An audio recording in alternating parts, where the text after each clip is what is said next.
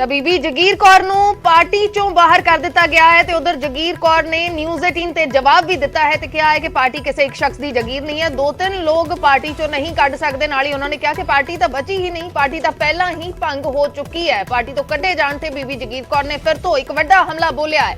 ਤਾਂ ਇਸ ਵੇਲੇ ਸਾਡੇ ਡਿਪਟੀ ਨਿਊਜ਼ ਐਡੀਟਰ ਵਿਜੇ ਪਾਲ ਬਰਾੜ ਲਾਈਵ ਜੁੜ ਚੁੱਕੇ ਨੇ। ਵਿਜੇ, ਕਿਵੇਂ ਦੇਖਿਆ ਜਾਵੇ ਇਹਨਾਂ ਚੀਜ਼ਾਂ ਨੂੰ? ਹਾਲਾਂਕਿ ਐਕਸਪੈਕਟਡ ਹੀ ਸੀ ਕਿ ਅਕਾਲੀ ਦਲ ਦੇ ਵੱਲੋਂ ਇਹ ਫੈਸਲਾ ਲਿਆ ਜਾ ਸਕਦਾ ਹੈ ਜੇ ਬੀਬੀ ਜਗੀਰ ਕੌਰ ਪੇਸ਼ ਨਹੀਂ ਹੁੰਦੇ, ਲੇਕਿਨ ਜ਼ਿਕਰਯੋਗ ਇਹ ਹੈ ਕਿ ਬੀਬੀ ਜਗੀਰ ਕੌਰ ਇਸ ਨੂੰ ਕਿਸ ਤਰੀਕੇ ਦੇ ਨਾਲ ਲੈ ਰਹੇ ਨੇ। ਦੂਸਰਾ, ਅਕਾਲੀ ਦਲ ਨੇ ਫੈਸਲਾ ਤਾਂ ਜ਼ਰੂਰ ਸੁਣਾ ਦਿੱਤਾ ਹੈ, ਲੇਕਿਨ ਹੁਣ ਪੂਰੀ ਤਰ੍ਹਾਂ ਖੁੱਲ ਕੇ ਬੀਬੀ ਜਗੀਰ ਕੌਰ ਤੇ ਪਾਰਟੀ ਵੀ ਹਮਲੇ ਬੋਲ ਰਹੀ ਹੈ।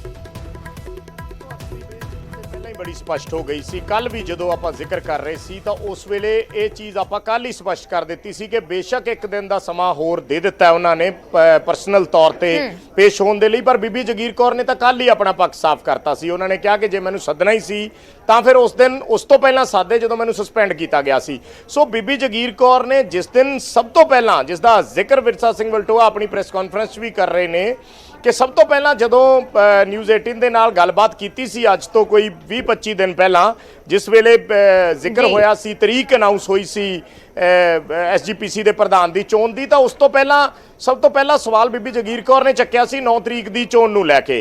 और उन्होंने कहा सी कि क्योंकि 8 नवंबर का गुरपुरब है और इस करके 9 नूं बहुत ਜਿਹੜੇ ਮੈਂਬਰ ਨੇ ਉਹ ਬਾਹਰ ਹੋ ਸਕਦੇ ਆ, ਇਸ ਕਰਕੇ ਇਸ ਨੂੰ ਅੱਗੇ ਵਧਾਇਆ ਜਾਵੇ। ਤਾਂ ਬੀਬੀ ਜਗੀਰ ਕੌਰ ਦੇ ਤੇਵਰ ਜਾਂ ਉਹਨਾਂ ਦੀ ਜਿਹੜੀ ਇੱਛਾ ਉਦੋਂ ਹੀ ਸਪਸ਼ਟ ਹੋ ਗਈ ਸੀ ਕਿ ਬੀਬੀ ਜਗੀਰ ਕੌਰ ਨੇ SGPC ਦਾ ਇਲੈਕਸ਼ਨ ਲੜਨਾ ਹੈ। ਔਰ ਉਹਨਾਂ ਨੇ ਕਹਿ ਵੀ ਦਿੱਤਾ ਸੀ ਕਿ ਪ੍ਰਧਾਨਗੀ ਦੀ ਚੋਣ ਲੜਨ ਦਾ ਹਰ ਕਿਸੇ ਨੂੰ ਹੱਕ ਹੈ, ਇਸ ਕਰਕੇ ਮੈਂ ਤੇ ਲੜਨਾ ਹੀ ਲੜਨਾ ਹੈ।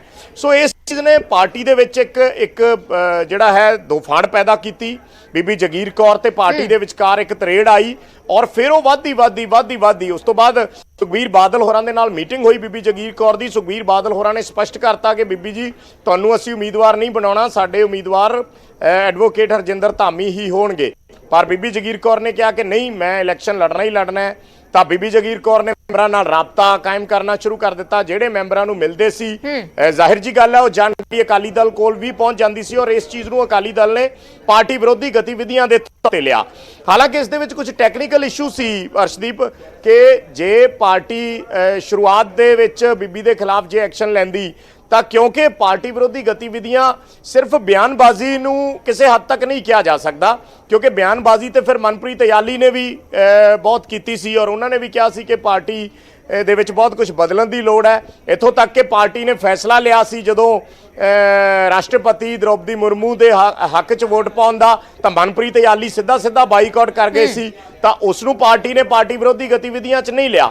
ਪਰ ਬੀਬੀ ਜਗੀਰ ਕੌਰ ਨੇ ਹੁਣ ਜਦੋਂ ਇਹ ਸਵਾਲ ਆਇਆ ਕਿ ਕਿਸ ਪਾਰਟੀ ਵਿਰੋਧੀ ਗਤੀਵਿਧੀਆਂ ਦੀ ਗੱਲ ਕੀਤੀ ਜਾ ਰਹੀ ਹੈ, ਹਲੇ ਤੇ ਕੈਂਡੀਡੇਟ ਹੀ ਡਿਸਾਈਡ ਨਹੀਂ ਹੋਇਆ ਤੇ ਇੱਛਾ ਹੈ ਕੋਈ ਵੀ ਆਪਣੀ ਜਿਤਾ ਸਕਦਾ, ਤਾਂ ਉਹ ਪਾਰਟੀ ਵਿਰੋਧੀ ਗਤੀਵਿਧੀਆਂ ਕਿਵੇਂ ਹੋ ਗਈਆਂ।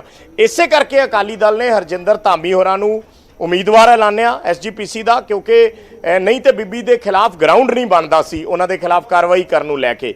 ਸੋ ਉਸ ਤੋਂ ਬਾਅਦ ਕੋਸ਼ਿਸ਼ ਜ਼ਰੂਰ ਹੋਈ ਬਣਾਉਣ ਦੀ, ਅਕਾਲੀ ਦਲ ਦੇ ਆਗੂ ਜਾਂਦੇ ਰਹੇ, ਪਰ ਬੀਬੀ ਜਗੀਰ ਕੌਰ ਆਪਣੀ ਗੱਲ ਤੇ ਅੜੇ ਰਹੇ ਨੇ। ਕਿਤੇ ਨਾ ਕਿਤੇ ਅਕਾਲੀ ਦਲ ਦੇ ਸਾਰੇ ਆਗੂ ਤਾਂ ਨਹੀਂ, ਪਰ ਕੁਝ ਆਗੂ ਇਹ ਕਹਿੰਦੇ ਨੇ ਕਿ ਬੀਬੀ ਜਗੀਰ ਕੌਰ ਨੂੰ ਸਪੋਰਟ ਹੈ BJP ਦੀ ਜਾਂ ਹੋਰ ਧਿਰਾਂ ਜਿਹੜੀਆਂ ਨੇ ਉਹਨਾਂ ਦੀ, ਕਿਉਂਕਿ ਸੁਖਦੇਵ ਸਿੰਘ ਢੀਂਡਸਾ ਤਾਂ ਖੁੱਲ੍ਹ ਕੇ ਸਮਰਥਨ 'ਚ ਆ ਗਏ ਆ ਔਰ ਸੁਖਦੇਵ ਸਿੰਘ ਢੀਂਡਸਾ BJP ਦੇ ਨਾਲ ਮਿਲ ਕੇ ਇਲੈਕਸ਼ਨ ਲੜ ਚੁੱਕੇ ਨੇ 2022 ਦਾ। ਸੋ ਐਸੇ ਵਿੱਚ ਉਹ ਚੀਜ਼ਾਂ ਤੇ ਹੁਣ ਇੱਕ ਤਰੀਕੇ ਨਾਲ ਸਾਹਮਣੇ ਤੇ ਹੈ ਹੀ, ਚਾਹੇ ਕਿਸੇ ਵੀ ਢੰਗ ਨਾਲ ਹੋਣ। ਸੋ ਇਸ ਚੀਜ਼ ਨੂੰ ਲੈ ਕੇ ਅਖੀਰ ਅਕਾਲੀ ਦਲ ਨੇ 2-3 ਵਾਰ ਮੌਕਾ ਜ਼ਰੂਰ ਦਿੱਤਾ ਔਰ ਉਸ ਤੋਂ ਬਾਅਦ ਅੱਜ ਫੈਸਲਾ ਲੈ ਲਿਆ।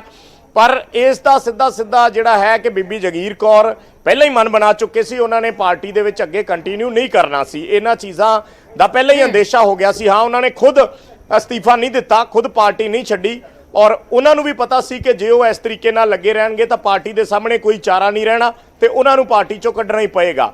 ਸੋ ਹੁਣ ਉਹਨਾਂ ਦੇ ਬਿਆਨਾਂ ਨੂੰ ਜਾਂ ਪਿਛਲੀਆਂ ਗੱਲਾਂ ਨੂੰ ਆਧਾਰ ਬਣਾ ਕੇ ਪਾਰਟੀ ਜੋ ਮਰਜ਼ੀ ਕਹੀ ਜਾਵੇ, ਅਸਲ ਦੇ ਵਿੱਚ ਇਹ ਜਿਹੜੀ ਕਾਰਵਾਈ ਹੈ ਇਹ ਨਿਰੋਲ ਤੌਰ ਤੇ ਜਿਹੜਾ ਬੀਬੀ ਜਗੀਰ ਕੌਰ ਪ੍ਰਧਾਨਗੀ ਦਾ ਇਲੈਕਸ਼ਨ ਲੜ ਰਹੇ ਨੇ SGPC ਦਾ, ਉਸ ਨੂੰ ਲੈ ਕੇ ਕੀਤੀ ਗਈ ਹੈ। ਔਰ ਕਿਤੇ ਨਾ ਕਿਤੇ ਅਰਸ਼ਦੀਪ ਦਾ ਮਤਲਬ ਇਹ ਵੀ ਹੈ ਕਿ ਸਮੇਂ-ਸਮੇਂ ਤੇ ਕੁਝ ਆਗੂ ਅਕਾਲੀ ਦਲ ਤੋਂ ਵੱਖਰੇ ਹੋਏ ਨੇ ਔਰ ਭਾਵੇਂ ਅਕਾਲੀ ਦਲ ਕਵੇ ਕਿ ਸਾਨੂੰ ਉਹਨਾਂ ਨਾਲ ਕੋਈ ਫਰਕ ਨਹੀਂ ਪੈਂਦਾ, ਸੁਖਦੇਵ ਢੀਂਡਸਾ ਹੋਣ ਜਾਂ ਪਿਛਲੇ ਸਮੇਂ 'ਚ ਸੇਵਾ ਸਿੰਘ ਸੇਖਵਾਂ ਰਹੇ ਹੋਣ ਜਾਂ ਉਸ ਤੋਂ ਪਹਿਲਾਂ ਉਹਨਾਂ ਦੇ ਨਾਲ ਹੀ ਰਣਜੀਤ ਸਿੰਘ ਬ੍ਰਹਮਪੁਰਾ ਰਹੇ ਹੋਣ, ਰਤਨ ਸਿੰਘ ਅਜਨਾਲਾ ਦਾ ਪਰਿਵਾਰ ਰਿਹਾ ਹੋਵੇ, ਤਾਂ ਉਹ ਕਿਤੇ ਨਾ ਕਿਤੇ ਜਦੋਂ ਉਹਨਾਂ ਨੇ ਅਕਾਲੀ ਦਲ ਤੋਂ ਦੂਰੀ ਬਣਾਈ ਹੈ ਤਾਂ ਹੁਣ ਉਹਨਾਂ ਹੀ ਨਾਵਾਂ ਦੇ ਵਿੱਚ ਇੱਕ ਹੋਰ ਨਾਮ ਬੀਬੀ ਜਗੀਰ ਕੌਰ ਦਾ ਸ਼ੁਮਾਰ ਹੁੰਦਾ ਹੈ। ਤਾਂ ਕਿਤੇ ਨਾ ਕਿਤੇ ਅੰਦਰਲੇ ਪਾਰਟੀ ਦੇ ਪੱਧਰ ਤੇ ਵਰਕਰ ਇਹ ਸਵਾਲ ਜ਼ਰੂਰ ਚੱਕਦੇ ਨੇ ਕਿ ਜੇ ਕਿਸੇ ਨੇ ਕੋਈ ਇੱਛਾ ਜ਼ਾਹਿਰ ਕਰਤੀ ਤਾਂ ਕੀ ਉਸ ਨੂੰ ਪਾਰਟੀ ਚੋਂ ਕੱਢਣਾ ਚਾਹੀਦਾ। ਇਸ ਤਰੀਕੇ ਦੀਆਂ ਚੀਜ਼ਾਂ ਨੇ ਜਿਹੜੀਆਂ ਉਹ ਪਾਰਟੀ ਨੂੰ ਵਿਦਨ ਪਾਰਟੀ ਵੀ ਸੁਣਨ ਨੂੰ ਮਿਲਦੀਆਂ ਨੇ।